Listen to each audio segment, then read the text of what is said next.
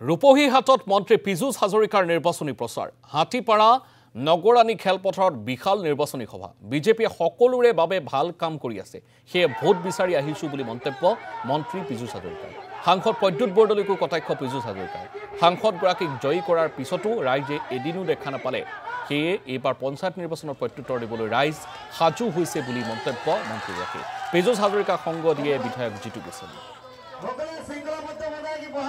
ইতিমধ্যে আমার অসম সরকারের ক্যাবিনেট দপ্তরের মন্ত্রী